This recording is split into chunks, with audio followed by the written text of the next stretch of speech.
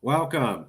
So this is an update. This is National Divorce Talk Raw. We have an update of reasons why California would want to secede from the American government. One second, I need to check some.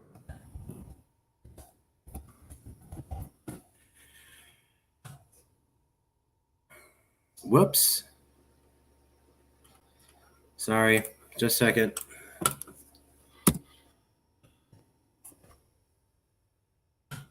Okay.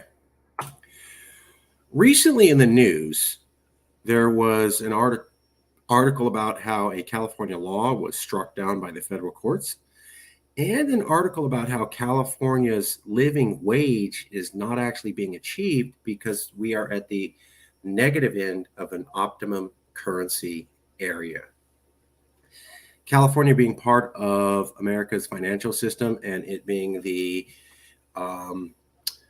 redheaded, beaten stepchild of the optimum currency area of America is something I discussed in the book in 2012.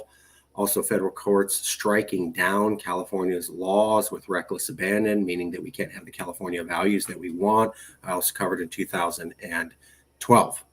So those articles were brought up in 2012 in the book, my book, California's Next Century 2.0. And then this month, we saw them repeated. So the issues that were originally identified 10 years ago by Calexit have resurfaced as still contemporary issues. And that's why I wanted to highlight this, that we talked about these issues and identified them a decade ago. People didn't really pay attention. Well, guess what? There's still issues 10 years later. So first, let's get to this one. Optimum currency area. An optimum currency area was a theory created by Robert Mundell in the 1960s. And basically what it said was, if you have a small country, currency moves relatively evenly to everybody. It's a small country, everybody's in contact with each other.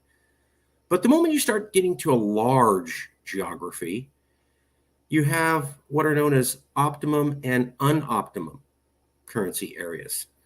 Simply put, the Federal Reserve is in New York City. The decisions on whether to raise interest rates or lower interest rates, which dramatically affect the rest of the economy, are based upon the Federal Reserve's decisions in New York City. The Federal Reserve is going to be influenced more by what's happening in New York City, DC, and the rest of the East Coast than they are by California, Seattle, or the rest of America. Why? Because they live there. And so the banking decisions that work for the East Coast gives them an optimum part of being part of an optimum currency area. But because California is on the West Coast, very far away from decisions are made, we get the opposite of what's a good call. It goes something like this. California may be going into a recession, which means you may want to loosen interest rates so there's more money flowing into the economy. But California's on the opposite end of the continent. So while California may be going into a recession, the East Coast may be going into inflation, which means you would want to raise interest rates. So you have one gigantic continent. And on the East Coast, they're going, we're going into inflation. So Federal Reserve, we need you to raise interest rates to control inflation. California could have the total opposite situation where it goes, we're not going into inflation. We're going into a recession, and we need you to lower interest rates to help our economy. Well, in this dynamic, this whole area is called a currency area. The people who are close to the decision-making power and who get the currency to operate the way that's best for their regional economy are part of the optimum currency area, which means California is part of the negative currency area, which means that as long as California is financially part of America, we will always get screwed simply by being part of the financial system of America. It's called the optimum currency theory. It was identified in the book. Let me walk you through a little bit here. Let me show you some of the backgrounds on what we're going to talk about. So this is the article, Is California's $15 minimum wage in 2022 enough to live on? I took the quotes out of this article. I can't show you the article because there is a paywall, so you're not even able to see it. But this is the article from the Sacramento Bee. Came out this year, January 28, 2022. Is California's $15 minimum wage in 2022 enough to live on? So that's the article I'm going to show you. Here's a little bit about the optimum currency area, how it works. You can go to Wikipedia, check it out. But what I wanted to point out to you was this. Michael Kuparitsas of the Chicago Federal Reserve considered the United States as divided into the 8 regions of the Bureau of Economic Analysis: Far West, Rocky Mountains, Plains, Great Lakes, Mideast, New England, Southwest, and Southeast. By developing a statistical model, he found that 5 of the 8 regions of the country satisfied Robert Mundell's criteria to form a single optimum currency area. Watch that. 5 of the 8 regions were found that they would get a good deal being part of one optimum currency area.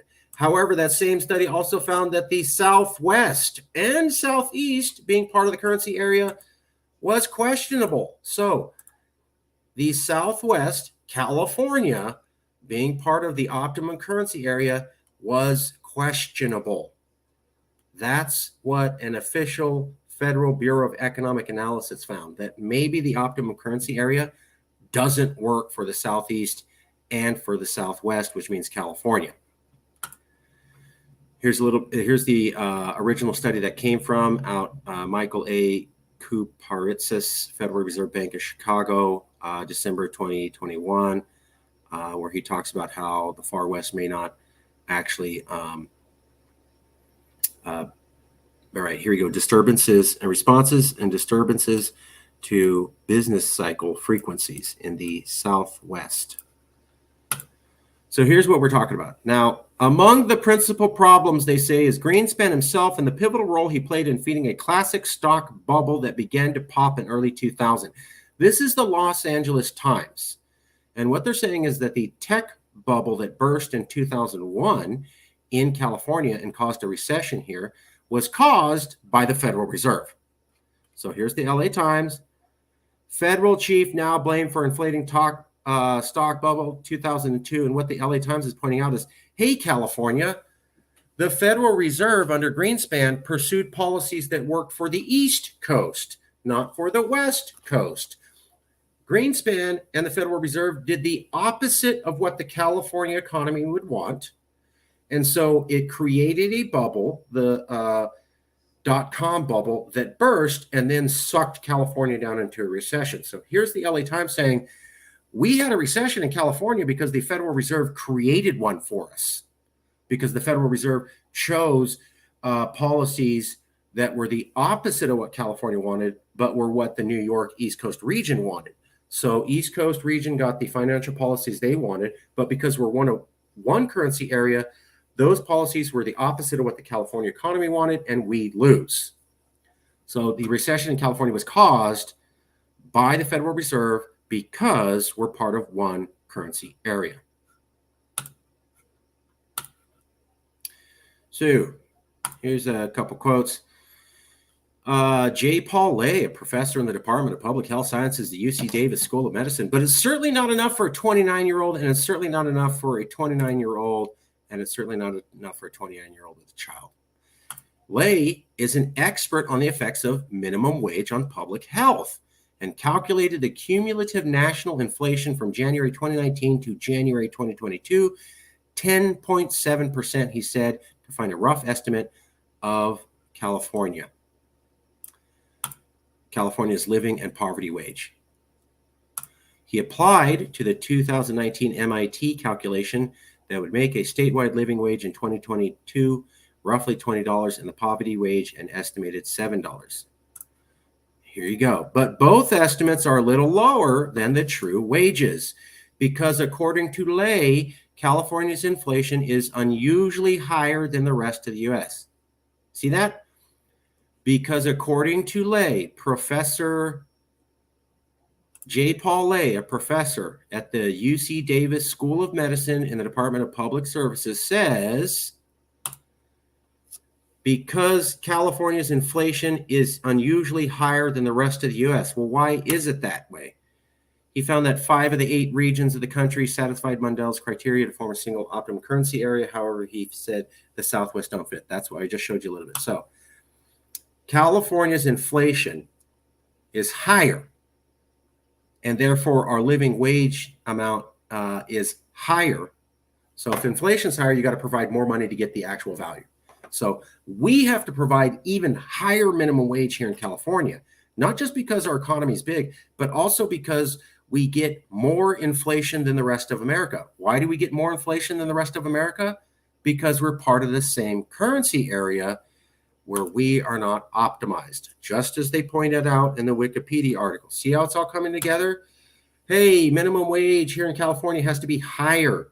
Why? Because inflation's so bad here. Why? Because you're part of America. Period. End of story. Not something you did wrong. You're part of America, and therefore inflation is worse for you in California simply because you're part of the same currency area.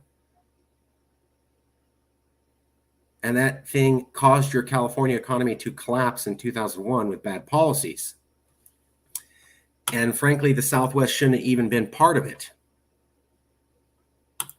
And like I said, here you go. Among the principal problems, they say, is Greenspan himself and the pivotal role he played in fleeing the classic stock market bubble that began to pop in 2000. So Federal Reserve picks policies that are opposite of what California wants. And because of that, we have recessions and inflation higher than normal, simply because we're part of the same financial system as America. Yes. Pointed this out 10 years ago. And here it is again.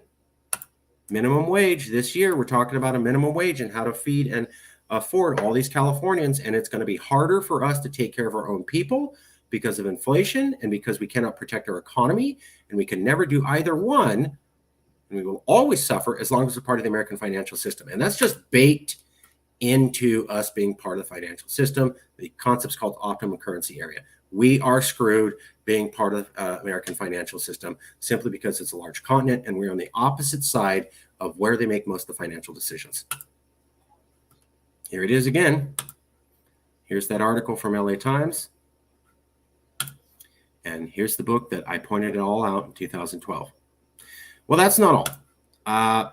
One of the other things that we talked about was that federal courts strike down California laws routinely, and we can't have the laws that we want. We have very particular things that we like here in California, and then we pass laws to protect ourselves, and then the federal courts strike them down. For example, we passed 2 different laws to protect ourselves from death by automatic machine gun fire because we had people came into California who killed a lot of people en masse with a machine gun.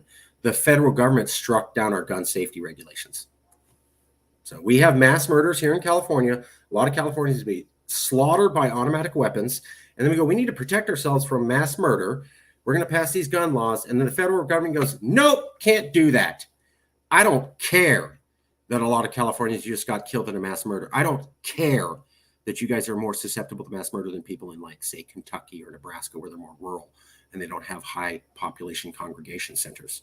Too bad you don't get to protect yourselves. Well, on top of not being able to protect ourselves from gun violence, as the federal courts routinely struck down our laws related to that, a appeals court blocks California's ban on for-profit prisons.